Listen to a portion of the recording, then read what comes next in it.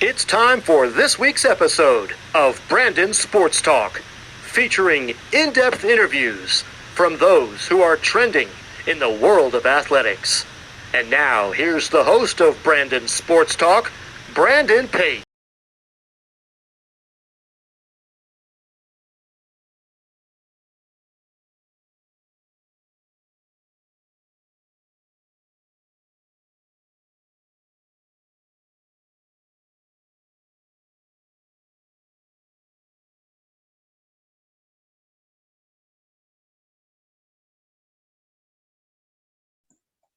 Welcome back to Brandon Sports Talk. In today's episode, I have the privilege to interview Caty Flagg, who plays for the Buffalo Beauts. How are you doing today? I'm good. How about you? Excited to be here. I'm doing good. Can you talk about how you knew that you wanted to play professional hockey? Yeah, so obviously growing up, playing hockey, it's always kind of a dream I think every kid has to continue playing as long as they can. And obviously, I had the privilege to play in college, which not everybody gets to do after high school. So that was, a privilege in itself. But I kind of wanted to continue as long as I could. I love the sport, and I think everybody that plays it does. So I kind of knew from the start, yeah, I want to play this as long as I can. And luckily, I've gotten an opportunity to by signing with the Buttes. So it's been awesome so far. What was your college experience like at UMass? It was pretty good. Obviously, I transferred there my junior year. I was at University of New England before for my first 2 years, but it was pretty exciting. It was, really intense. I loved the team and everything. Every practice, we took it seriously, pushed it to the next level. Had obviously those competitive games. Those, I had to fight in and day out there. But no, it was an awesome experience. I think it really prepared me for the next level. I made a ton of friends as well outside of hockey and on my team that I'll be friends with for a while. So I think overall it was definitely a positive experience, and I'm, glad that I transferred there after my sophomore year. So. What did you accomplish in college with both colleges? Yeah, so my first 2 years at University of New England, I played softball as well. So I think that was kind of more of like a learning experience for me. Trying to figure out, how to balance not just hockey in school, but softball as well as hockey in school. So I think at UNE, that was kind of my biggest lesson there. And then at UMass Boston, I think, I think it just brought my game to the next level. I won a couple of awards there, and the team in front of me, we just kind of leaned on each other there for support. And I think, those 2 years were really when I kind of, got into more working with my defensemen, kind of leaning on them for support, and then vice versa with them, and kind of having that bond that, goalie and a defenseman should have. So I think, yeah, that was something that I really improved on at UMass. But yeah, overall, I think my college experience, all 4 years, it definitely prepared me to get to where I am now. What was the process for you coming out of college, signing with, of course, the Buffalo Beauts? It was a cool experience. Obviously, like I said, I knew I wanted to continue. So I just reached out to all the teams and kind of tried to get my foot in the door in any way possible. Just to see, if there was maybe an opportunity. Kind of don't want to pass that up.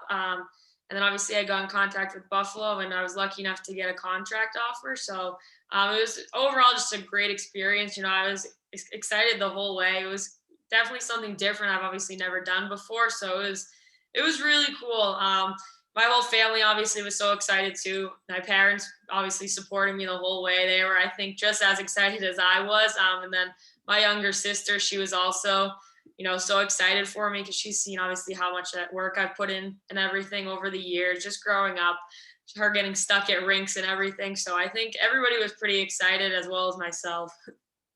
What was it like for the first time putting on that Buffalo Beauts jersey? It kind of obviously late class. It wasn't the ideal experience, for this first season. It was definitely a cool experience to be a part of, the bubble format. Obviously, it wasn't the normal season that we normally get, but I think overall it was still pretty cool. You put that jersey on for the first time, and you're like, wow, this is actually happening. Whether you're playing or not, I still got to put a chance to put the jersey on. And it was an awesome feeling. Being on that bench that first game, the energy was like awesome. It was so much fun, honestly. The atmosphere, even though there was no actual fans, we had like the cardboard cutouts.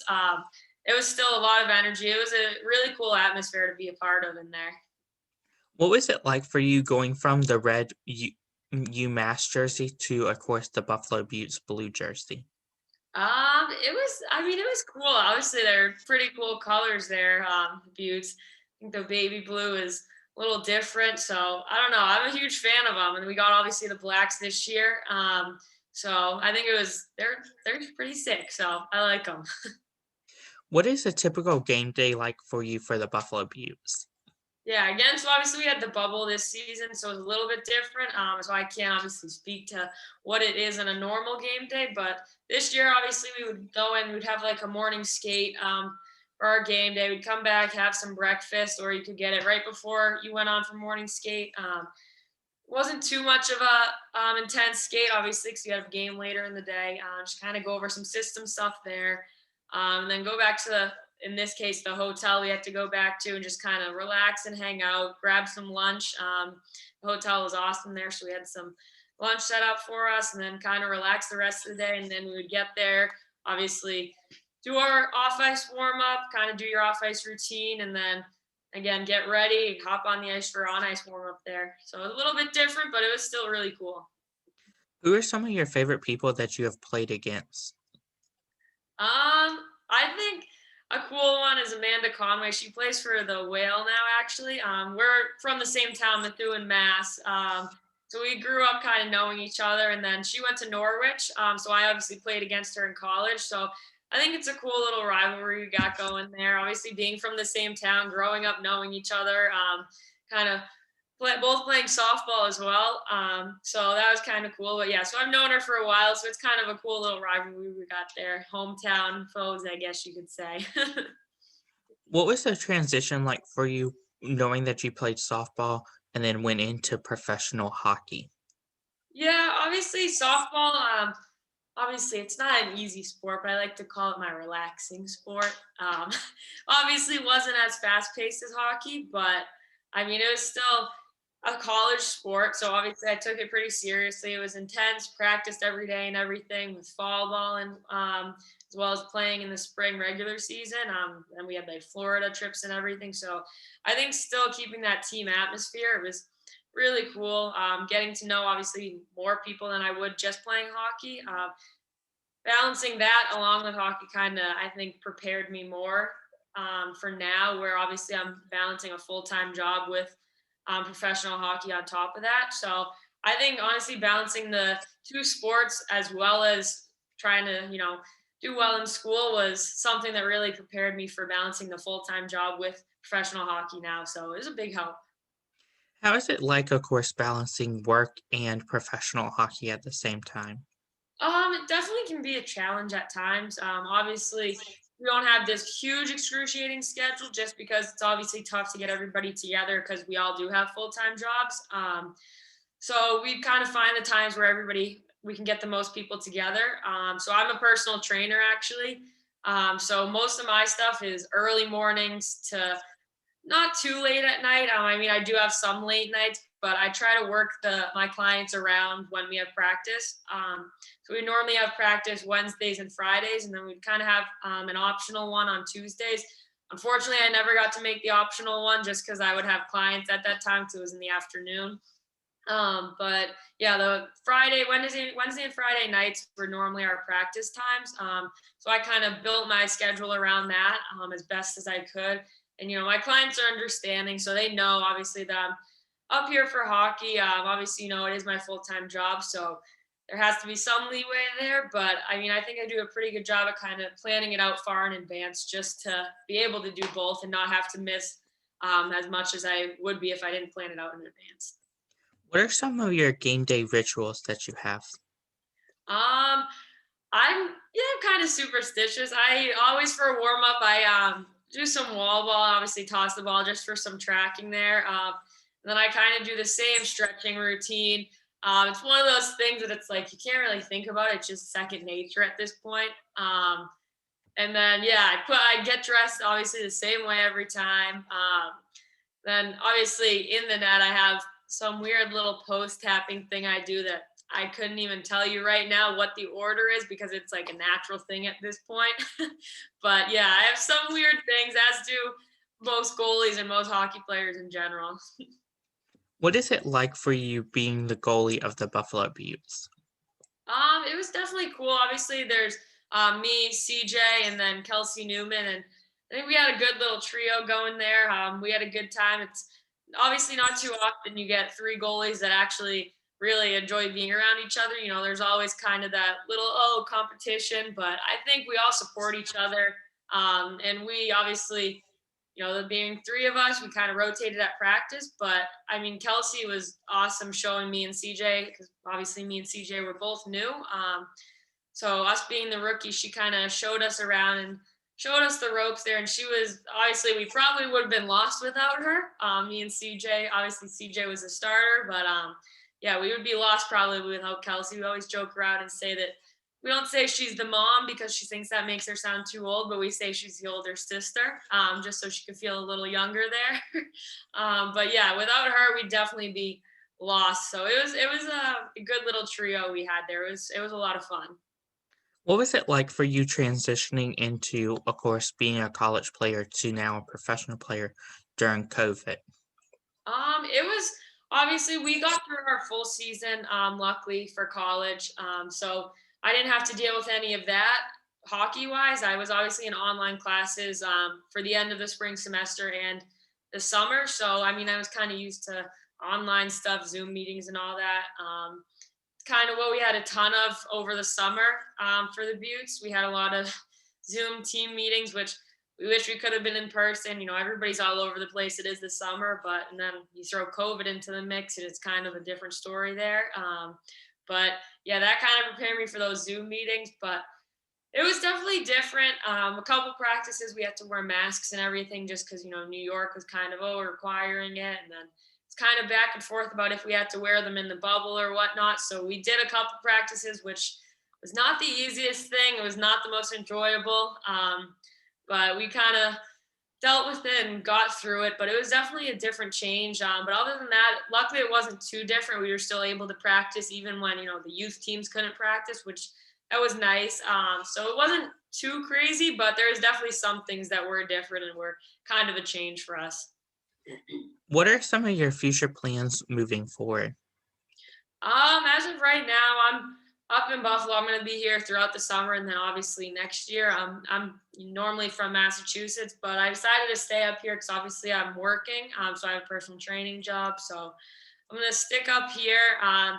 Find somewhere to skate over the summer. See if anybody else is kind of sticking around for the summer, so we can maybe get a little group together.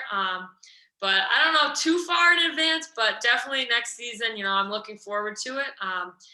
Again, trying to balance that full-time job and hockey as well. But no, I'm excited for it now. Hopefully we'll have a normal season here. Hopefully COVID kind of is on its way out. Let's hope. But no, I'm looking forward to it. What advice would you give upcoming future college hockey players looking to make it into professional?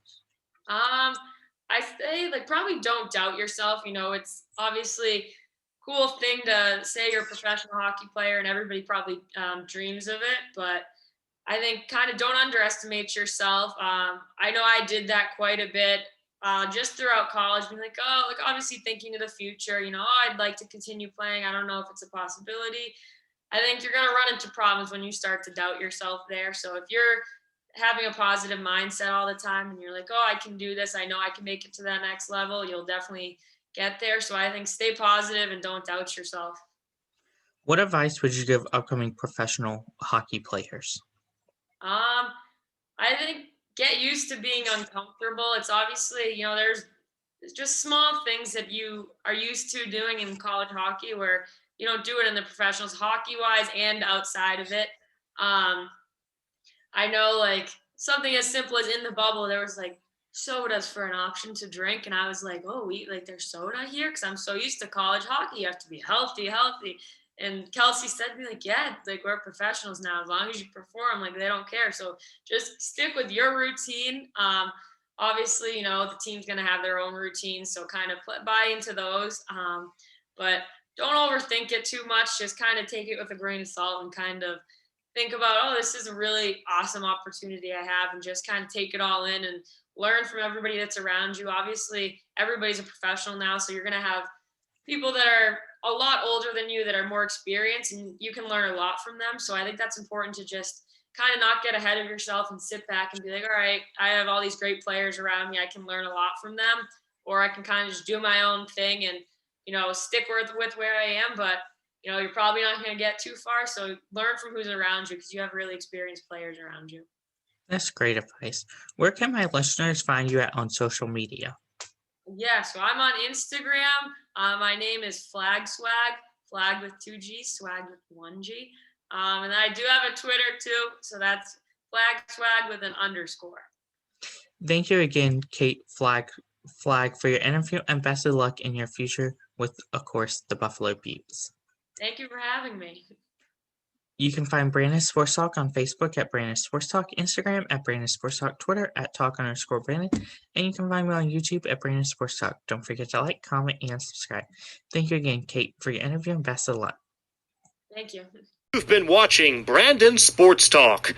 Please feel free to like, share, and subscribe to Brandon Sports Talk on social media and on YouTube.